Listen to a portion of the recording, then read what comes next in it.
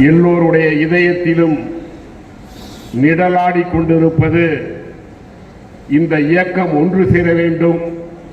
26 புரட்சி தலைவர் புரட்சி தலைவி ஆட்சியை கொண்டு வர வேண்டும் என்று எல்லோரு எண்ணத்திலும் நிழலாடி கொண்டிருக்கிறது. ஒருவருடைய தொண்டனுடைய எண்ணம் ஏன் உயிர் மூச்சாக இருந்து கொண்டிருக்கிறது. ஆனால் அதை சிறிதும் கவலைப்படாத ஒரு ஜென்மமாக எடப்பாடி பழனிசாமி வாழ்ந்து கொண்டிருக்கிறார். எதற்கு சொல்லுகிறேன் என்றால், இன்றைக்கு அண்ணன் செங்கோட்டையன் அவர்கள் புரட்சி தலைவர் படமில்லை, புரட்சி தலைவி படமில்லை, அங்கே விவசாயிகள் நடத்திய மாநாட்டில் எடப்பாடி பழனிசாமி படம் மட்டும்தான் இருந்தது என்று அவருடைய மனக்குமரலை வெளிப்படுத்தினார். அதை நாங்கள் வரவேற்கிறோம். ஏனென்றால் புரட்சி தலைவரை விட பெரிய தலைவன் அல்ல எடப்பாடி பழனிசாமி. புரட்சி தலைவியை விட பெரிய தலைவர் அல்ல எடப்பாடி பழனிசாமி. நீங்க செல்லிலே பார்த்திருப்பீர்கள், எடப்பாடி பழனிசாமி படம் இருக்கிறது, ரெட்டலை படம் இருக்கிறது. ரெட்டலை படம் இருந்தால் ஏன் அம்மா படமும் தலைவர் படமும் இருக்கக்கூடாது? இதே அம்மா அவர்களுக்கு காவிரி பிரச்சனை நிரந்தர தீர்வு கண்டதற்கு தஞ்சையிலே பொன்னியின் செல்வி பட்டம் கொடுத்தோம். அன்றைக்கு விவசாயிகள் தான் கொடுத்தார்கள் பொன்னியின் செல்வி என்ற பட்டம். அன்றைக்கு தலைவர் படத்தை போட்டு அம்மா படத்தை போட்டு எங்கும் பிளக்ஸ் வைக்கப்பட்டிருந்தது. அன்றைக்கு ஐவேஸ் மினிஸ்டராக இருந்த எடப்பாடி பழனிசாமிக்கு இது தெரியவில்லையா? 20,000 பச்சை துண்டுல அதிமுக பாடல் போட்டு அடிச்சிட்டு அதை கொடுக்காம அப்படியே குடவுள்ள வச்சிருக்கிறார் எடப்பாடி பழனிசாமி. பணம் கொடுத்து ஒரு ஆளுக்கு 300 ரூபாய் பணம் கொடுத்து அந்த மாநாட்டுக்கு ஆள் திரட்ட சொன்னவர் எடப்பாடி பழனிசாமி. இப்படி புரட்சி தலைவரையும் புரட்சி தலைவியையும் புறக்கணித்து தாம் பெரிய தலைவனாக அவர் நினைத்தால் அவரை போல ஒரு கூமுட்டை யாருமே இருக்க முடியாது. தன் தகுதி என்ன, தன் உயரம் என்ன, தன் அறிவு என்ன என்பதை சிந்திக்காத ஒருவரை இந்த கட்சியில் இன்றைக்கு நான் சொன்னேன். ஒரு வருடத்திற்கு முன்னால் 2025 பிப்ரவரிக்குள் இந்த இயக்கம் ஒன்று சேர்ந்து விடும் என்று சொன்னேன். ஒன்று எடப்பாடி ஒத்து வந்தால் எல்லோரும் ஒன்று சேருவோம். எடப்பாடி ஒத்து வரவில்லை என்றால் எடப்பாடி இல்லாத அதிமுக உருவாகும் என்று சொன்னேன். அதற்கு நீதிமன்றம் இன்றைக்கு அச்சாரம் போட்டிருக்கிறது. எடப்பாடி தேர்தல் கமிஷனுக்கு அதிகாரம் இல்லை, உள்கட்சி விவகாரத்தில் தலையிட என்று தலையிடலாம் என்று முன்னால் கொடுத்த ஸ்டேயை வெக்கேட் பண்ணியிருக்கிறது.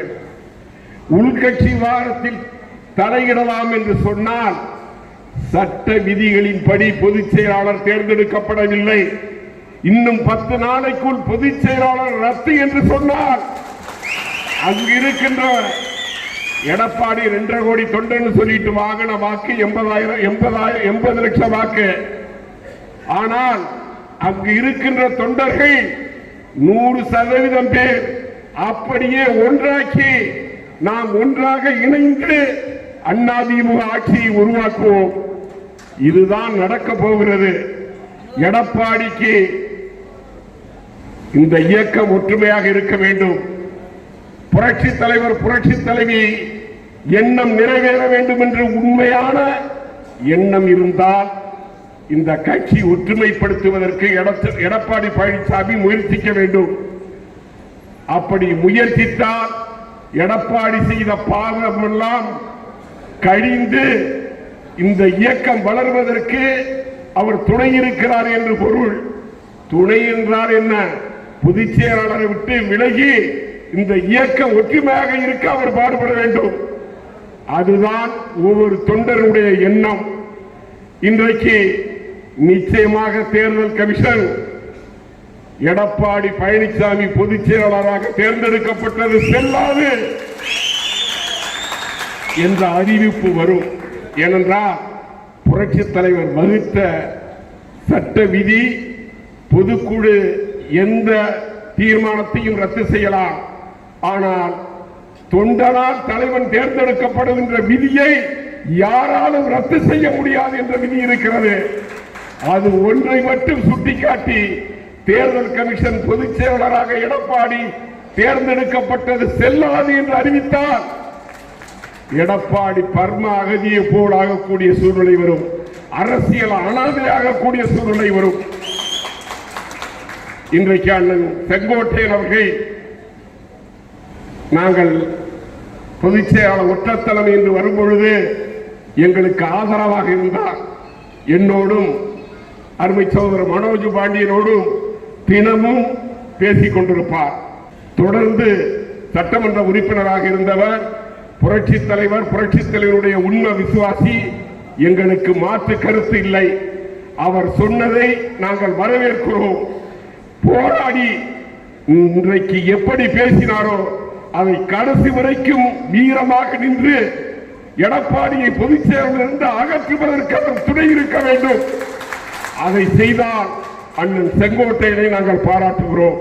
அவருடைய உணர்வை மதிக்கின்றோம், அவரை வாழ்த்துகின்றோம். கடைசி வரை வீரத்தோடு புரட்சி தலைவனுடைய கொள்கையை காப்பாற்ற எடப்பாடியை பொதுச் செயலாளர் நீக்க அவர் போராட வேண்டும் என்று உங்கள் அனைவரும் சார்பாக நான் கேட்டுக்கொள்கிறேன். இந்த இயக்கம் என்றைக்கும் இந்த மக்களுக்காக வாழ்ந்த இருபெரும் தலைவர்கள் உருவாக்கிய இயக்கம். இந்த இயக்கத்தை எவன் அழிக்க நினைக்கிறானோ அவன் அழிந்து போவான் என்பதுதான் சரித்திரம். அது யாராக இருந்தாலும் இன்றைக்கு பொதுச் செயலாளர் பதவி 26 வரைக்கும் ஒருங்கிணைப்பாளர், இணை ஒருங்கிணைப்பாளர் பதவி இருக்கிறது. இன்னும் கிட்டத்தட்ட 26 டிசம்பர் வரை தேர்தல் கமிஷன் நிச்சயமாக பொதுச் செயலாளர் செல்லாது, ஒருங்கிணைப்பாளர், இணை ஒருங்கிணைப்பாளர் என்ற தீர்ப்பு தான் வரும். அம்மா பிறந்த நாளை மிக எழுச்சியோடு நடத்த வேண்டும். அதிமுகவை நாம் கைப்பற்றுவோம், மீண்டும் புரட்சி தலைவி ஆட்சி அமைப்போம் என்று கூறி தந்த வாய்ப்புக்கு நன்றி சொல்லி விடைபெறுகிறேன். நன்றி, வணக்கம்.